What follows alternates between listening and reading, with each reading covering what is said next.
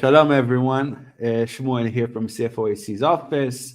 And with me today, a special guest back from Gaza just lately, Chagay Meir. Chagay is the maskir, is the mayor of Mevodotan in the northern part of the Shomron.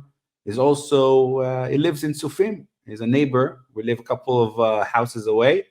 And today we're going to talk about the Mevodotan a bit, but a bit more to focus about his very long, I would say, fighting in Gaza.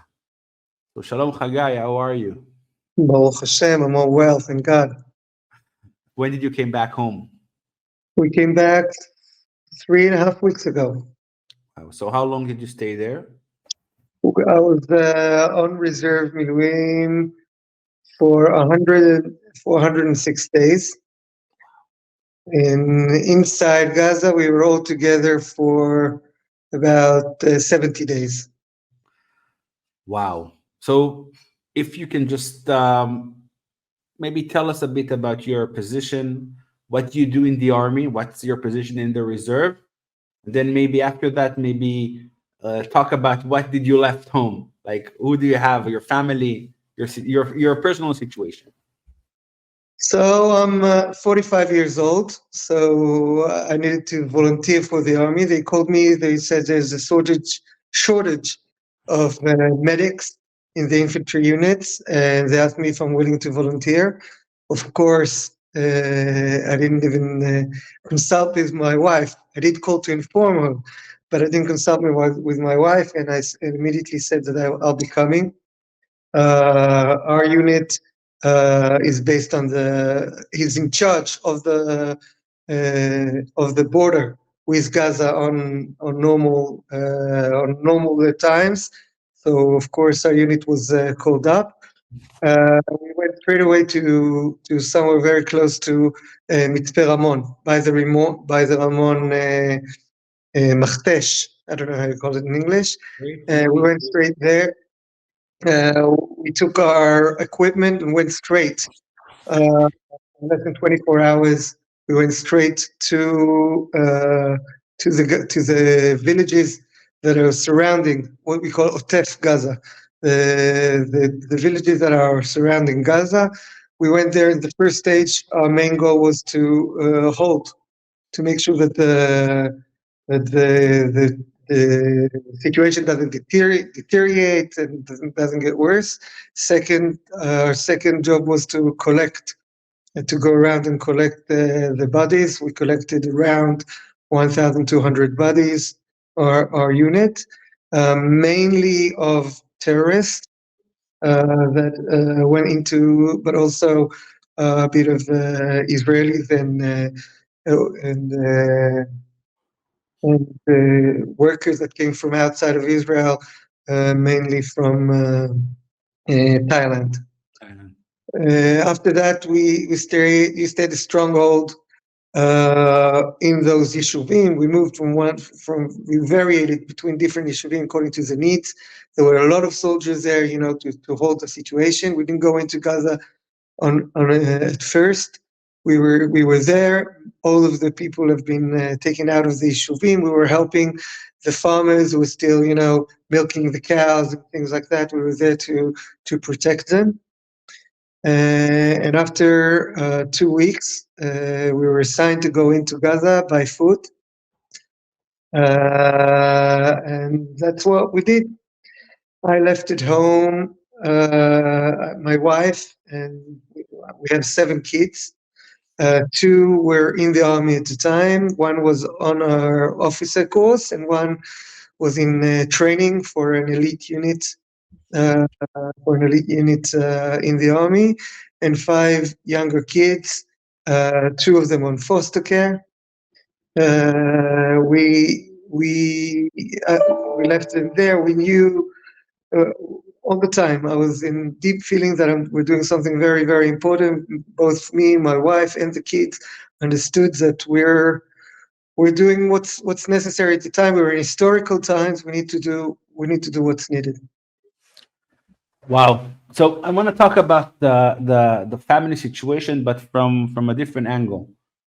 So I think for many of the people, when we're talking about army, we take in consideration, you're fighting in the American like army. People are drafted and going for 6 months. I want you to maybe to try to explain the atmosphere, the feeling of regular people like you being drafted with their families, living everything. What's the feeling you have in mind when you are maybe 2, 3 hours away and yet in a different scenario? What are the feelings? What are the people, your friends, talked about while they were there? Is it a feeling of like, what are we doing here? Or it's like, let's stay more? Can you share with us the feelings of your fellow troops leaving their families and going into Gaza with the risk, with all the casualties and the hard situation you had?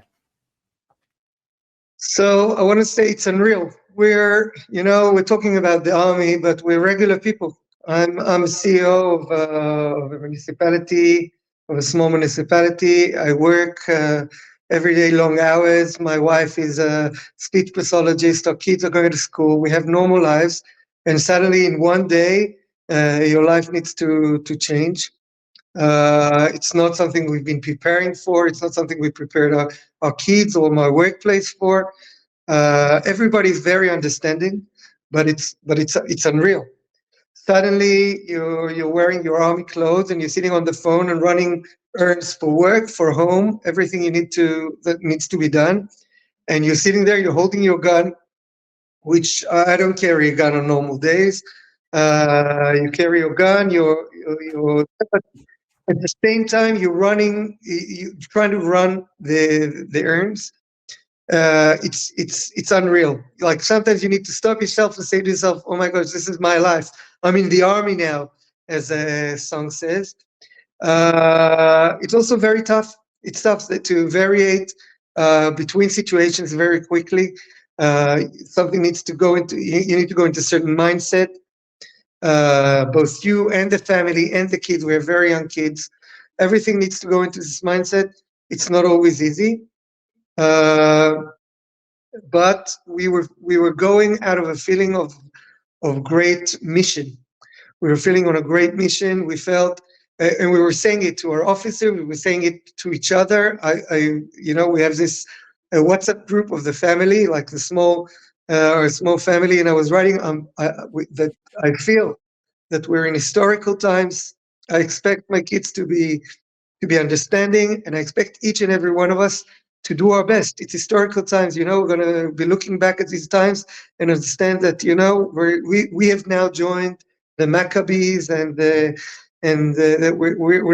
we're one chain, we're one link on this long chain. And this is our time. And this is our time. We feel it. We felt it when we were inside in very tough conditions. When we were inside Gaza, we were staying in very, very tough conditions.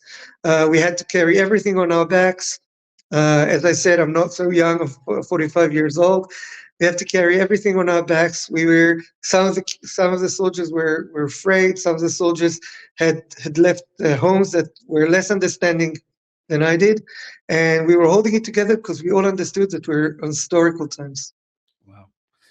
I think the point you just mentioned is a very good point, because you didn't sign to be a soldier for life, and yet when you're drafted for 3 years in the army, and then you realize it's not finished. Like, you're 45, your kids are in the army already, and you're still part of fighting. It's not real, right? Yeah, it's not real. There was a certain time inside. It was a bit after like we had a couple of soldiers killed in our unit, and I was on the phone with my wife, and I told her uh, she was worried, obviously, and I asked her, "What do we do now?" And she said, "We're not fighting this war for us. We're fighting this war for future generations. We're fighting this war for all the Jewish nation, for all the Eastern world." We go with a deep, deep feeling of mission, with deep feeling of importance. I'm only a small soldier. I'm not an officer. I'm not an elite unit or anything like this. But I do my part. I do my part, and that my family, who had to pay a price, felt that it's a worthwhile price because it's part of what we do. I wasn't planning it. I was actually released from reserve a couple of years ago. I'd never thought I'll be in the army again, but You once went. I was told, I came back and I did it with deep mission feelings. Coming out, meeting my friends, hearing the support of the people, hearing the support of the world. You go on social media, you hear the support of the world. Uh, Made me understand that we're in important times.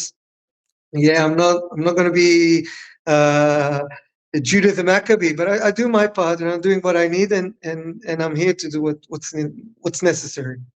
So you need to know that, our Christian friends around the world, really, everybody was praying, everybody was hoping, and of course the support during this time. Everybody like asked, "What can I do?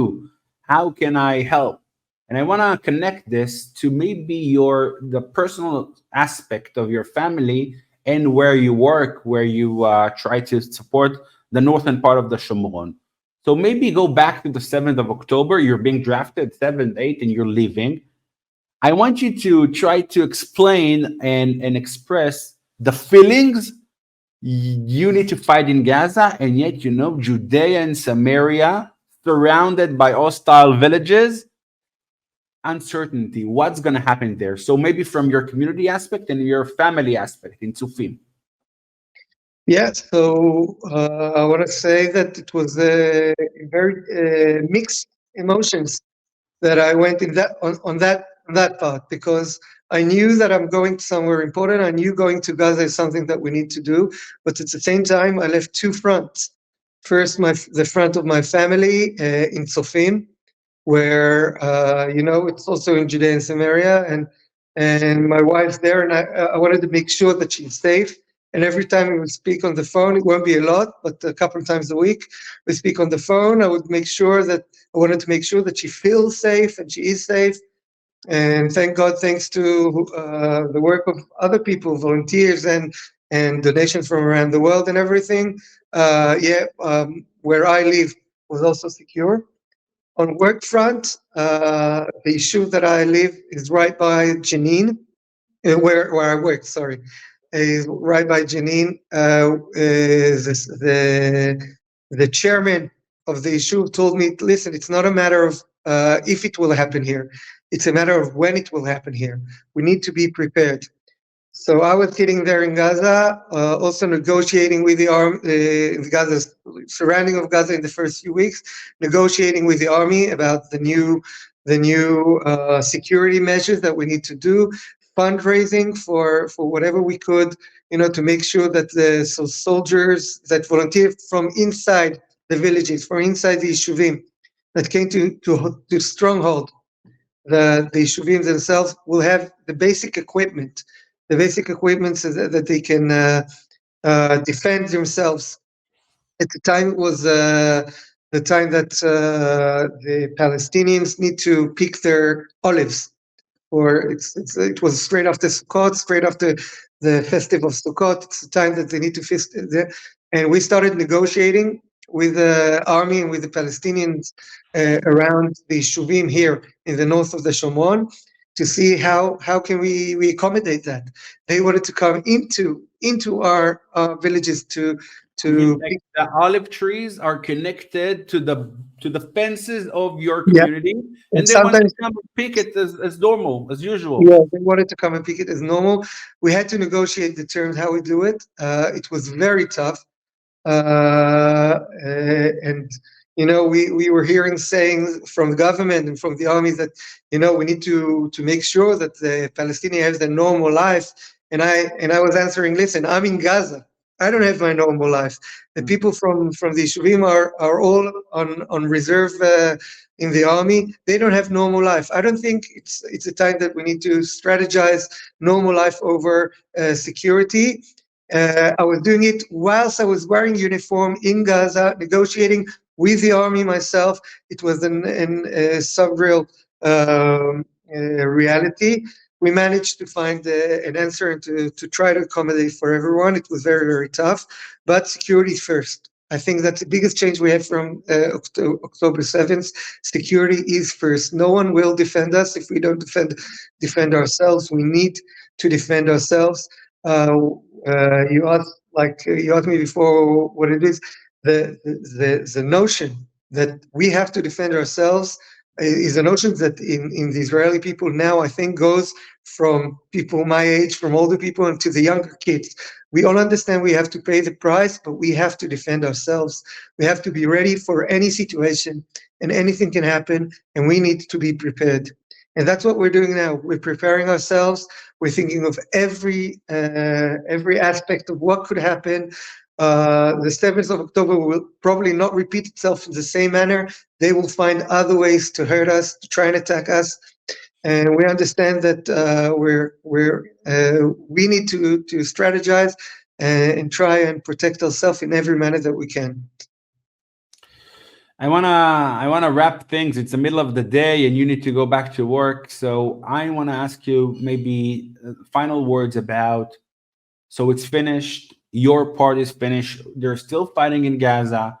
You're back home, and many people talk about this weird feeling after coming back after so many days. So again, in two aspects, on your family aspect, how is it to come back after so many days? It's like, are you waking up at night and like, where am I? I'm in Gaza. I'm in my home. I'm in my bed. Where's the uniforms? And also from the gap, because, and I think you mentioned this, many people left their work, and a community like yours that doesn't have a manager for more than 100 days, there are things that are damaged, like it's things are broken that you weren't there to fix. So maybe share with us the last question, how do you come back to all of this after such a long period in Gaza in a different world? First, I'll admit it's tough. It's tough coming back. I see myself as a tough guy. I'm a soldier, and we fought, and it was hard. We had many injured. We had a few killed, as I said before. And we come back, and it's not over. We have a responsibility for these people. It was also frightening. It was very, very intensive. Very intensive. To be at war, we're in war zone. Even though I'm just, as I said, regular soldiers, there's a deep sense of responsibility when you're my age, and there's younger soldiers there with you. You feel responsibility over them, and to come back, it's a shock. It's a shock. It's a shock to the families. The houses, after 100 days, get used to get along without you, even though they miss you, and even though but people take your role at home, and to go back, it takes time. It takes time, and you need to give it time. Thank God the Israeli army is also giving counseling to anyone who needs it. I haven't used it yet, but we do take time, me and my wife, to sit down and talk it over. I've also been somewhere that my wife would never understand, to be under fire and to be, it's like we do everything together, me and my wife, we sit and talk, and this is something that I cannot really share with her. She cannot really understand, even though she knows all my friends, she heard stories about them, but she's not really a part. And also there's a trauma. There is a trauma to a soldier who's, you shot at, you've been shot. We're peaceful people. We're not people of war. One of the most important things that my officer said to all of us, but I took it very strongly when coming out. He said, we needed to be vicious inside, but now we're coming out. We need to be again the soft and righteous people that we are. And we learned it from David HaMelech, from King David, and we wanna try adopt that philosophy. Going back to work, it's also a shock. It's not only that you come back straight to work, you come back to work, as you said, everything is deteriorated for 100 days. The secretaries, the workers, it was very hard for them to work without a CEO. We lost quite a lot of monies. Also projects, most of our workers were Palestinians, the projects, they could not go on working here. We do not let them back into the settlements. So we had to restart everything. Every person that you speak to carries something from the 7th of October or from the war after, and you have to accommodate everyone. It's been tough. We're doing it. I still feel it's a part of our mission. I still feel in deep sense of mission that we're doing it. I feel that we are stronger, that we are better.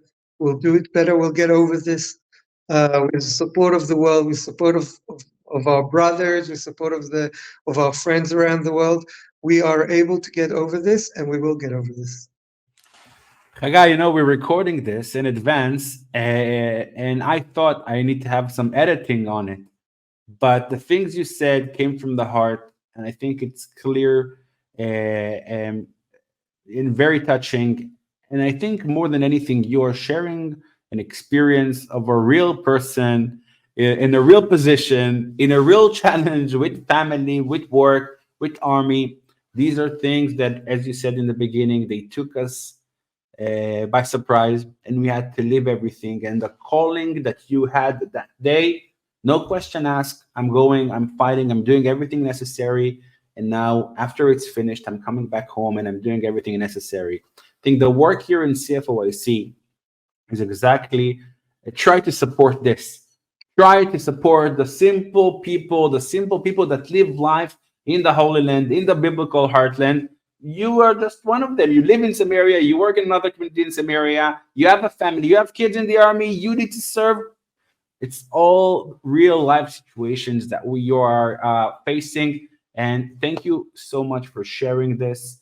And we hope I think that's our biggest prayer, that after the dust is going to fall and things are going to go back in normal, we will have new visitors coming, and we would love them to come to your community out of many and to meet you in person and to see the beautiful people of Mevodotan and Samaria. Thank you, Chagay. We're hoping to see you all very soon here in Israel, in safe Israel. And thank you very much for the opportunity to share. Thank you so much. Thank you, Chagay. Thank you. Toda.